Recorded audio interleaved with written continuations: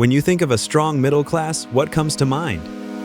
For many, it's about having a steady income, the ability to afford basic necessities, and the chance to enjoy a comfortable lifestyle.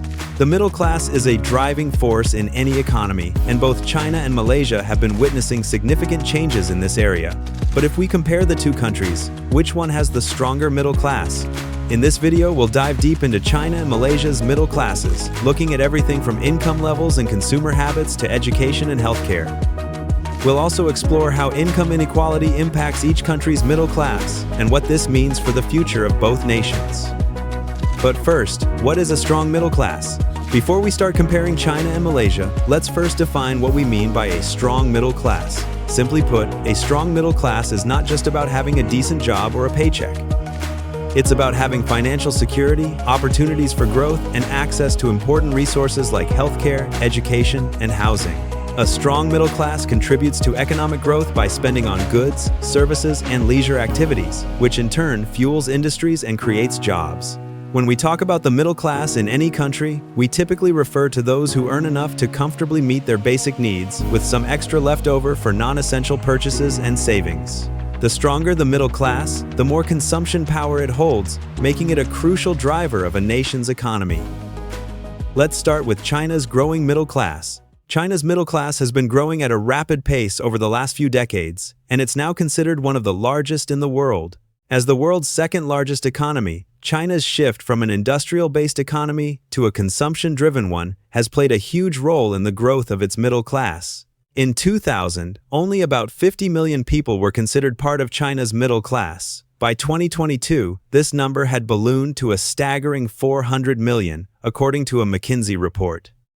That's a massive increase, and it reflects China's economic transformation. The income bracket for China's middle class is typically between $10,000 and $35,000 per year, depending on the region. The rise of China's middle class has driven massive consumption, especially in urban areas like Beijing, Shanghai, and Shenzhen. With more disposable income, people are buying everything from cars and electronics to luxury goods and real estate.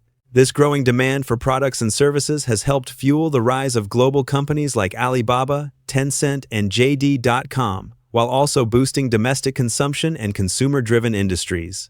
But despite this impressive growth, China's middle class still faces challenges. The income inequality between urban and rural areas remains significant.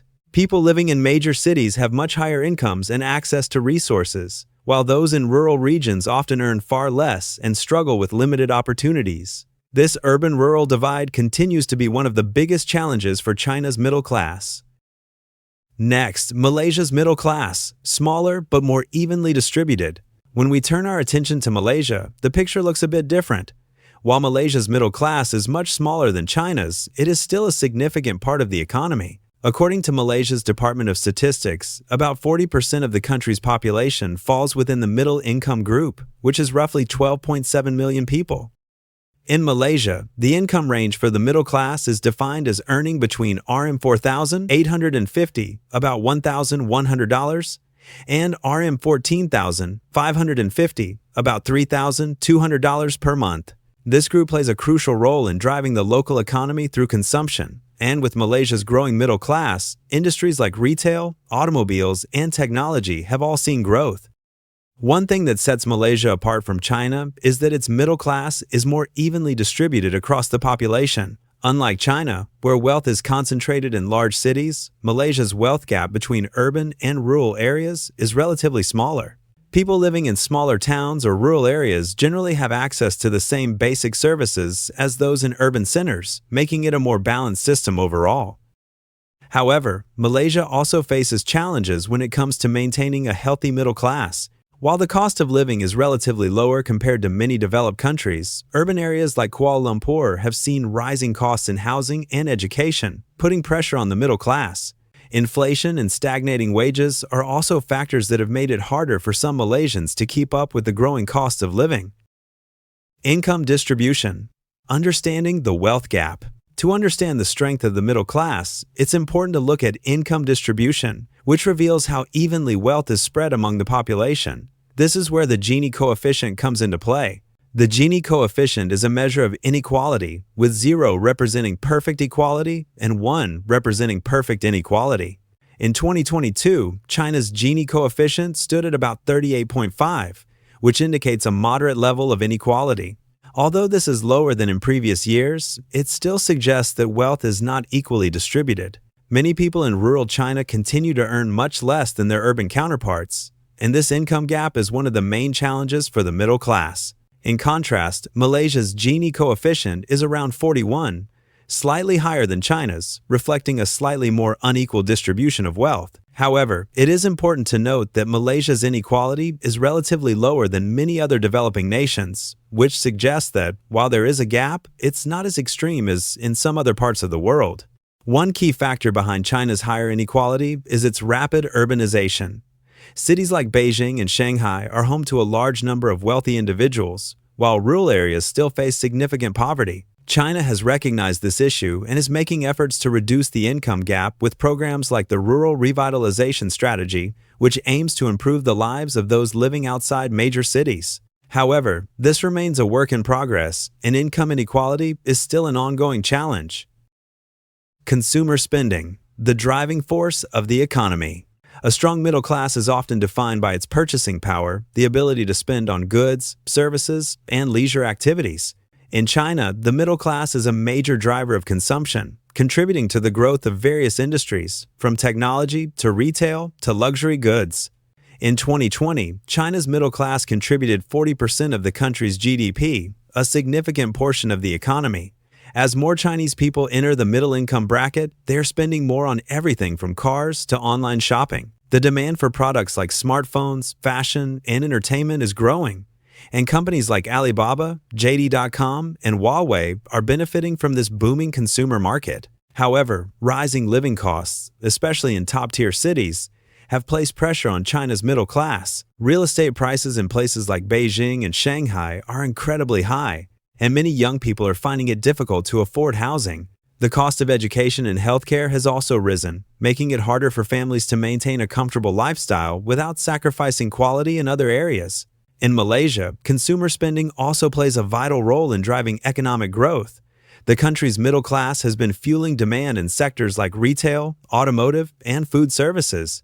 International brands are increasing their presence in Malaysia, and Malaysians are increasingly spending on technology, lifestyle products, and leisure activities. However, the smaller middle class in Malaysia means that its influence on the global economy is not as significant as China's. While Malaysia's cost of living is lower than China's, it is still rising, especially in urban centers. Housing and education costs in cities like Kuala Lumpur have increased over the years, and many Malaysians in the middle class are feeling the pinch. Wages have not kept up with the rising cost of living, which has made it harder for many families to maintain their previous lifestyle. Education and healthcare, the building blocks of a strong middle class. Education and healthcare are two of the most critical factors that determine the strength of a middle class. In both China and Malaysia, there have been improvements in access to education and healthcare, but challenges remain. In China, education has improved significantly in recent decades. The number of people with a college degree has risen sharply, and more Chinese people are attending universities than ever before. However, education quality still varies significantly between urban and rural areas. Wealthier families are able to send their children to private schools or high-quality universities, while less affluent families in rural areas struggle to access the same opportunities. Healthcare is another area where China has made progress, but gaps still remain. The government has expanded healthcare access through reforms, and more people now have access to basic health services.